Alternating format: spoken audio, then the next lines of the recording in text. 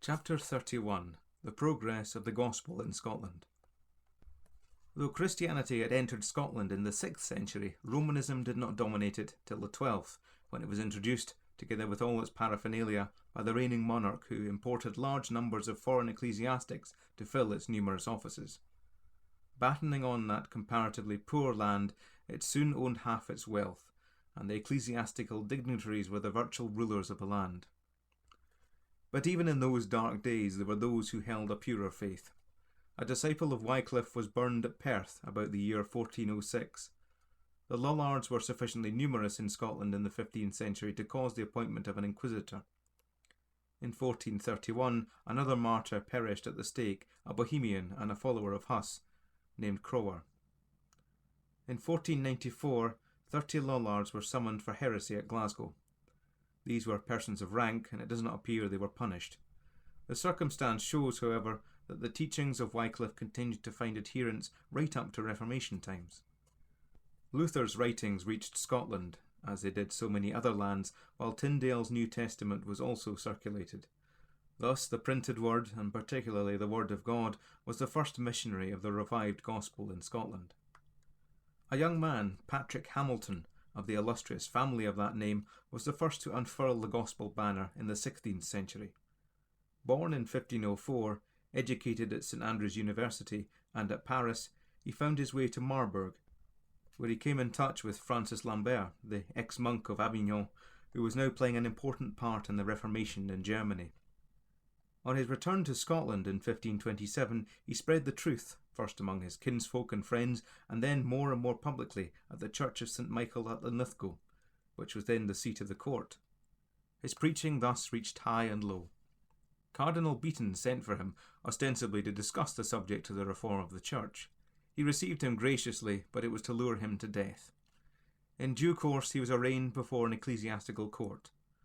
Among the heresies of which he was accused was that a man is not justified by works but by faith alone.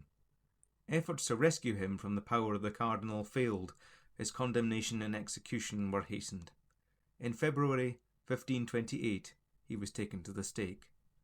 As he ascended the pile he said, "In the name of Jesus I give my body to the fire and commit my soul into the hands of the Father." The wood was not dry, and the noble martyr's sufferings were prolonged for 6 hours. At the end, when half his body was already destroyed by the flames, he cried, "How long, O Lord, shall darkness overwhelm this realm? How long wilt thou suffer this tyranny of men? Lord Jesus, receive my spirit." His career as a preacher was short indeed, but his words and sufferings, his noble example and faithfulness unto death, kindled a flame that was never quenched. Henry Forrest, a monk of Linlithgow, who had received the light from Patrick Hamilton, died by the fire in 1532. David Straighton, a gentleman who had quarrelled with the prior of St Andrews over the tithes, was strangely enough led by this very event to discover the truth. The prior had accused him of heresy. He did not even know what the word heresy meant, and, unable to read, he asked a nephew to read the New Testament to him. His eyes were opened, his soul was saved. His change of life brought him under suspicion. He was accused of heresy and condemned to be burnt alive. His companion at the stake was a converted priest, Norman Gourlay. They were burned on the high ground between Edinburgh and Leith. Their trial took place in the presence of the king. In 1538, 5 more persons were burned on Castle Hill, Edinburgh. Persecution waxed hotter. Many fled the country, but many others, mostly persons of the poorer classes who could not escape, had to face death by hanging or burning. In 1543, Cardinal Beaton toured his diocese, leaving a trail of death by fire or gibbet. Many nobles of the realm were now favourable to the cause, and Beaton compiled a list of 100 whom he planned for destruction. When the king died after the Battle of Solway, this list was found upon him. The hand of Providence may be traced in the sequel, for the man whose name headed the list of names became the regent in the realm. An act was passed on March 15th, 1543, which allowed the Bible to be read by all in their mother tongue. Thenceforth the Bible was to be found in many a gentleman's home, and the New Testament was widely read. According to Knox, the knowledge of God thereby increased wondrously, and God gave his Holy Spirit to simple men in great abundance. The regent's zeal, however, soon abated, and before long Beaton was again in the ascendant. Another light now arose in the person of George Wishart. He was a Greek scholar and taught the language in the Academy of Montrose. Coming under suspicion of heresy, he retired to England and then to Switzerland, where he came into contact with Bullinger. In July 1543 he returned to Scotland. He began to preach at Montrose. Then he visited Dundee, where he began a series of preachings on that great foundational epistle, the Epistle to the Romans. The governor and the cardinal arrived with artillery to besiege the town. The citizens, together with Wishart, retired, leaving the town open to them. Although the preachings were later resumed, it was not long before Wishart had to leave. He preached elsewhere in the open air to larger companies than any church could hold. When the plague attacked Dundee, he returned thither and preached to the sick as well as to the whole. There, a priest hired by the cardinal attempted to murder him, and when the crowd would have lynched his would-be assassin, Wishart intervened to save his life. After further labours in Edinburgh and Midlothian, he was arrested and imprisoned at St Andrews. On the 28th of February, 1546, he was put on trial, and at noon on the following day taken to the stake, a rope around his neck and an iron chain round his waist. Bags of powder placed around him at the stake were exploded, scorching him badly.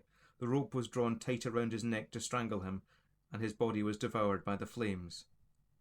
He had told his friends before he was led out to his execution, "The grim fire I fear not. I know surely that my soul shall sup with my Saviour this night." Wishart was only 34 years of age when his life was thus cut short by a martyr's death. On the 29th of May, the castle of St Andrews was surprised and attacked by men of another spirit than Wishart's, and Cardinal Beaton was killed. This violence was of no avail. Another persecutor filled his place, and the persecution continued. Those who had seized the castle retained it, and it became for a time a place of refuge for persecuted persons, among whom was John Knox, who was to play so conspicuous a part in the Reformation in Scotland.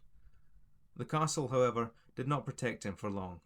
In June 1547, it fell to a combined attack by French warships from the sea and the forces of the regent from the land.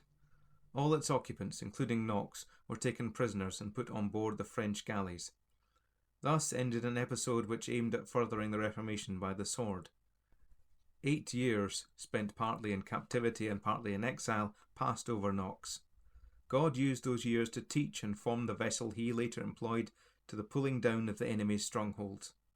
Among other things that Knox was clear upon was the fact that no reformation of the papal system was right or possible. Christians must begin again on the foundations of Scripture. Knox visited Scotland again for a short time in 1555 and encouraged the growing army of believers, who now numbered among their ranks many of the nobility, but feeling his presence would only bring persecution upon his friends, he retired to Geneva. Meanwhile, believers multiplied, and they met together, as and when circumstances permitted, to encourage and edify each other. They were of all classes, and at this stage there was no official ministry, save that they appointed elders to watch over the morals of the company. The beginning of these small congregations, supervised only by elders, was in Edinburgh. In Dundee the first minister was appointed, and this city was then called the Geneva of Scotland. About this time, a number of nobles, styled the Lords of the Congregation, formed a covenant promising before God to defend and promote the establishment of the gospel in Scotland. Each within his own jurisdiction promoted the preaching of the gospel and the reading of the scriptures, both in the parish churches and in their own castles and the homes of the people. The hierarchy, greatly disturbed by these measures, once again adopted violent means. Walter Mill, a parish priest of Lunan near Montrose, was seized and tried at St Andrews. Feeble with the weight of his 82 years, he was hardly expected to be able to reply to the charges made against him, but he found strength in weakness and, looking straight at his accusers, he exclaimed after long questioning, "Ye shall know that I will not recant the truth, for I am corn and not chaff. I will not be blown away with the wind, nor burst with the flail. I will abide both." His age procured him no pity. He was condemned to the flames. As he stood bound to the stake, he said, "As for me, I am 82 years old, and cannot live long by course of nature. But 100 better shall arise out of the ashes of my bones, I trust in God that I shall be the last that shall suffer in Scotland for this cause. It was 28th August 1558 when he suffered. But the work of God continued. Little companies of believers were now to be found in most of the towns of Scotland, and the truths of Scripture were being taught, and the Lord's Supper celebrated in simplicity. There were at this period but 4 preachers in the country, and the Queen Regent had given orders for their arrest. At this juncture, Knox reappeared. He preached a sermon at Perth against idolatry and image worship.